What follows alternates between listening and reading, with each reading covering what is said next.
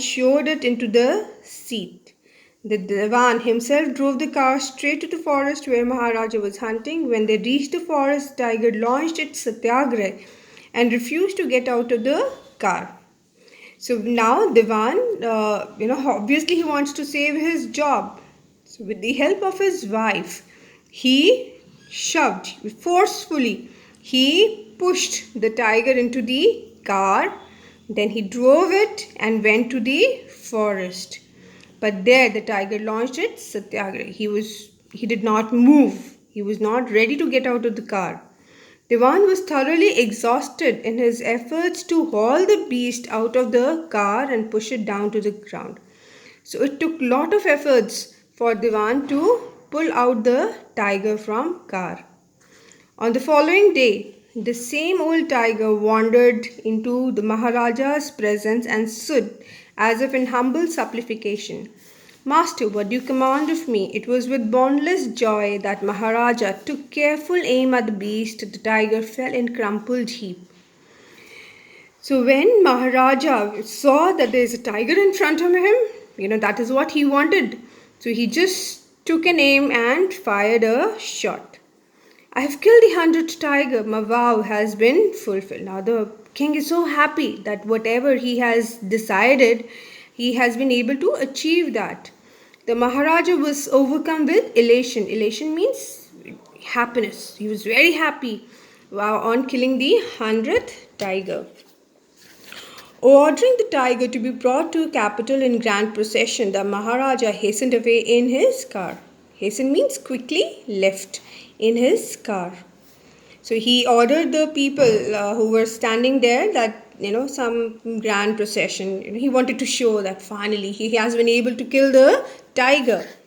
After Maharaja left, the hunter went to take closer look at the tiger. The tiger looked at them, rolling its eyes in bafflement. Bafflement means confusion.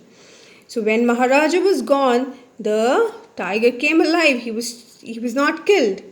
The men realized that the tiger was not dead. The bullet had missed it. It had fainted from the shock of the bullet whizzing past. So poor old tiger, he had just fainted from the horrifying sound of bullet. The hunters wondered what they should do. They decided that the Maharaja must not come to know that he had missed the target. Now these guys were really afraid. The Diwan was also afraid. Now these hunters are also afraid that if Maharaja comes to know, he will fire them from their jobs.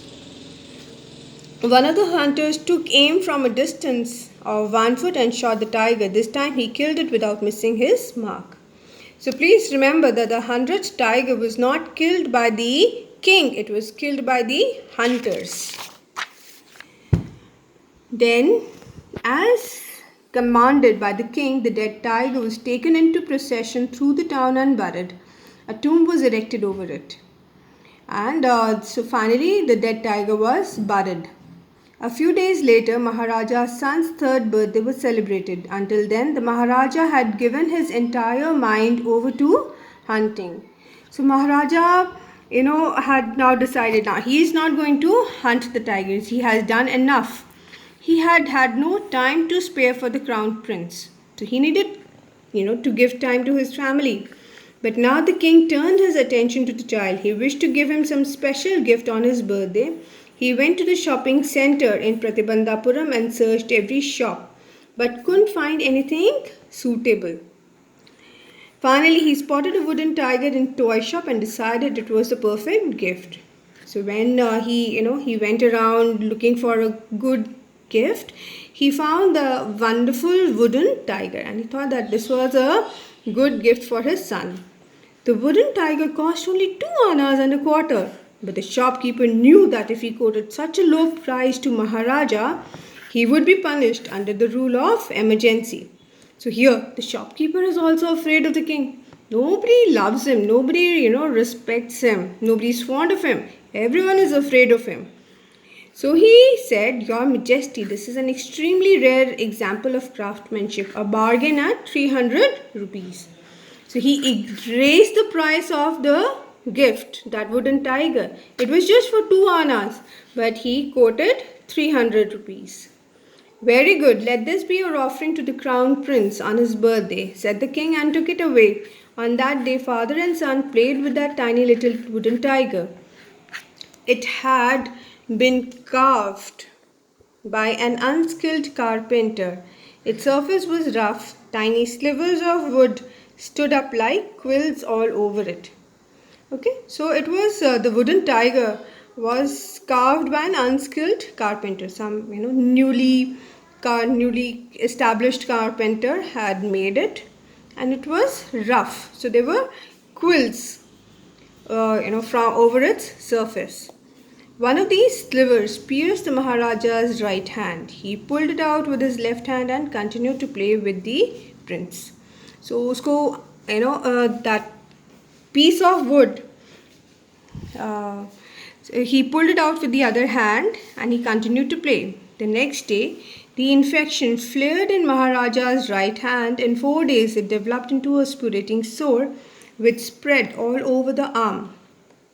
And his hand got infected and it spread all over his arm, and there was a white liquid in that infected area. 3 famous surgeons were brought in from Madras.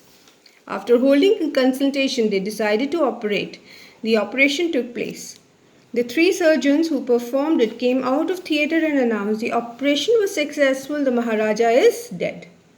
So you need to understand this line, that although the operation is successful, still the Maharaja is dead. Okay. Right? The doctors who had come from Madras, they performed the surgery and the operation is successful. So if operation is successful, how Maharaja is dead? So here the operation refers to destiny, the prediction, that how it became true. So whatever the astrologer had predicted, that was successful, that came true, and hence Maharaja is dead. In this manner, the 100th tiger took its final revenge upon the tiger king.